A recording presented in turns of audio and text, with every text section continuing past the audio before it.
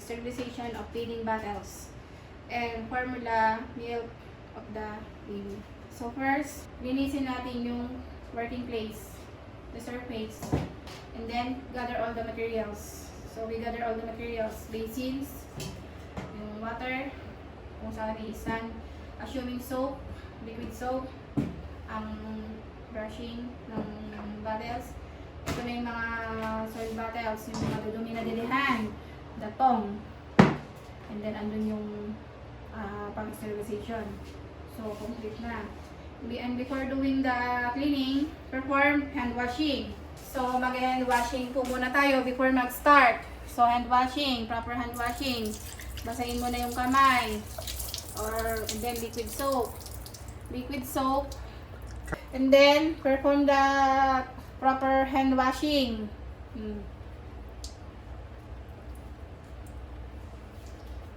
And then the running water. Assuming nakapaghugas ka na ng kamay mo, and then tissue, get tissue. And then, bukas na. So, mag-start na tayo.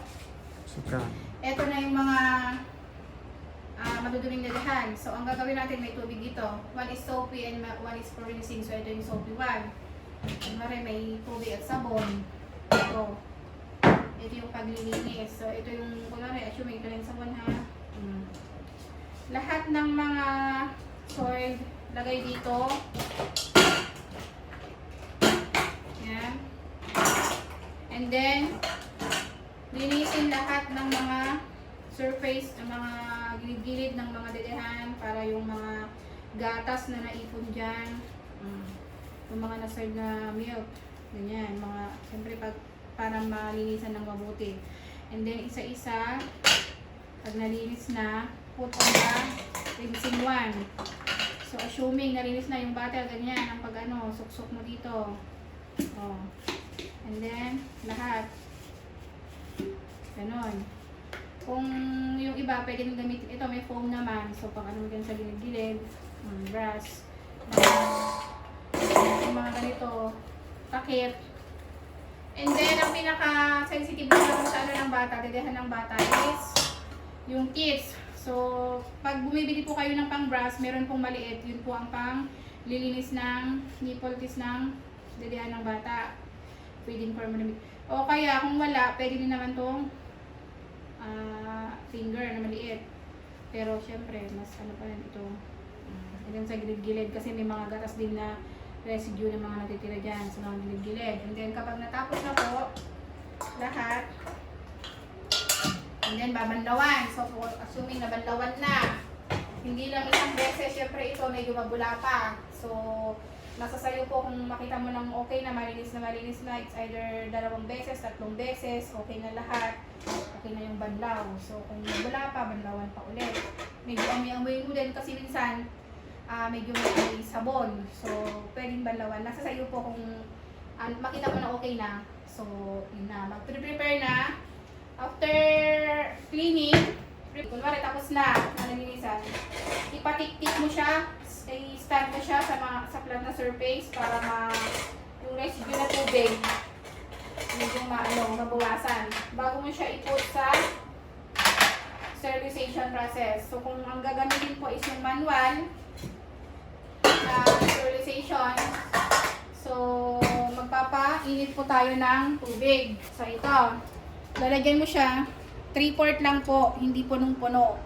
3/4, ang rational is para pag hindi siya mag-aapaw, at saka mas maano niya yung steaming process niya. So, assuming na naglagay na tayo ng tubig, and then, ilalagay na natin isa-isa. So, kunwari, i-rinse mo muna siya ng boiling, yung talagang pakulo na siya. Tapos, kapag pakulo na, o kumukulo na, or i-ano mo siya ng low fire. So, mag-sterilize po tayo ng 15 to 20 minutes. Or 15 to 25 minutes, mga gano'n. And then, isa-isa mo siyang ilalagay. Paganyan. Paganyan po siya. Patayo, pa-stand. And then, the other one, yung mga tapos na. Hindi po isasama agad itong tips. Mauhuli po siya kasi ito po, good for 5 minutes lang. Dahil baka naman matunaw. So, ito, pang 5 minutes. So, ito, ito yung mas matagal. So, ano po to, ihuhuli. So, assuming na yan, kumukulo na siya, and then, okay na siya, and then, na-reach na niya yung 15 to 25 minutes, patayin mo na. Pero nailagay mo na yung kits. Pero ito, 5 minutes lang po. Laging tandaan, 5 minutes lang po. And then, kapag natapos na ang pag-sterilization, so tatakpan po ito tatakpan. So, assuming tinakpan mo, so okay na. Pag bubuksan po, yung kaserola, wag pong ilalapit yung face. Kasi, baka naman yung steam mapunta lahat sa'yo, hindi nasunog ka na. So, nakapatay. Medyo paanin mo lang ng mga kahit 5 minuto bago mo siya buksan.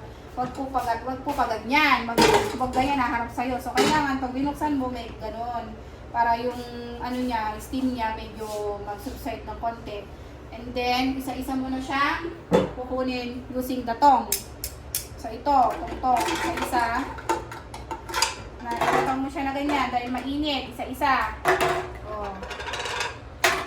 And then, assuming nakuha mo na lahat.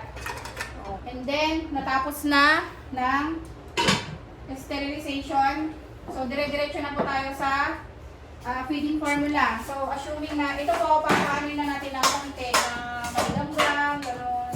Kunwari, pakitikan natin na malamig na siya, ganyan. So, i-assemble na natin siya lahat. And then, in preparing naman po for formula feeding.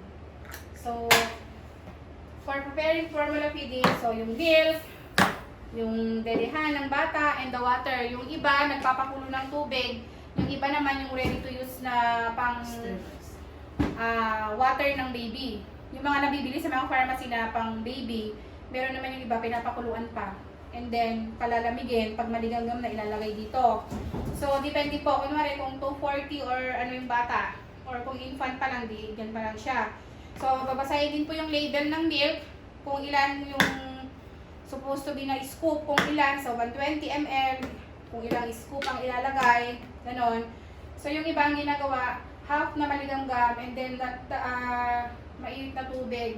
Kasi ang rational daw po nun is mas madali siyang ma-mix, mas madaling matunaw yung gatas. So, assuming nilagyan na natin siya ng tubig, dyan. So, read the label first before you put. So, ito na yung gatas niya. Nilagyan mo siya kung ilang scoop, yung tama na formula. And then, tatakpan po. And then, lalagyan ng takip. Ang pag-dissolve po ng milk is pag ganon. So, yung iba hindi po yung ganyan na iniipit tapos gaganon siya. So, iba dapat tatakpan po. Kasi, syempre, kailangan malinis din po yung teeth ng bata. So, tatakpan, gaganyan-ganyan. Hindi yung ganon masyado. Ano din po, alalayan ng konti kung paano yung pag-ano. And then, kapag bago nyo ipadedi sa baby, so, itest mo muna kung ito sa race mo, kung masyadong mainit o hindi. Kung masyadong mainit, medyo palamigin mo pa konti. Kapag naman okay naman na yung temperature ng dede ng bata, okay na. So, ready na siyang ipadede. So, ang tamang pagpadede ng bata is, ang holding po is, ang head is mas mataas, hindi nakaganyan. Ganyan po ang pagpapadede. Lagyan po ng bib. Assuming ito yung bib niya. Pagka nagpapadede ng bata. And then, ganito po ang pagpapadede. Ay, upo ka. And then, padedehin mo yung baby. Make sure na komportable siya habang pinapadede mo siya. And then, wag niyo pong pilitin na paubusin yung milk formula ng baby kung hindi naman po niyo talaga kaya ubusin kasi masasayang lang yung pinadede niyo instead na nakadede niyo siya, maisusuka niya yon. So, in the middle of feeding the baby, pwede mo rin siyang ipa-burp in the middle or after niyang madede. So, ang pagpapaburp naman po is put towel on your shoulder, ganyan. Tapos, i-hold nyo po yung baby, ganyan. Medyo, i-caress nyo po yung likod niya. So, make sure na nakakahinga naman din po yung baby doon sa likod na yung ulo niya is hindi nakaganyan. Kailangan nakaganon din siya. Support lang po yung back dahil baby pa. And then, ganyan. So, kapag tumunog na, nag-burp na siya, it's time na nakapag-burp na yung baby. So, ano mo sa lap mo ng ganyan. Ganyan pa rin po, kahit na naka-burp na siya, tapos na siya nag-bibig. Then throw this to the long bibig.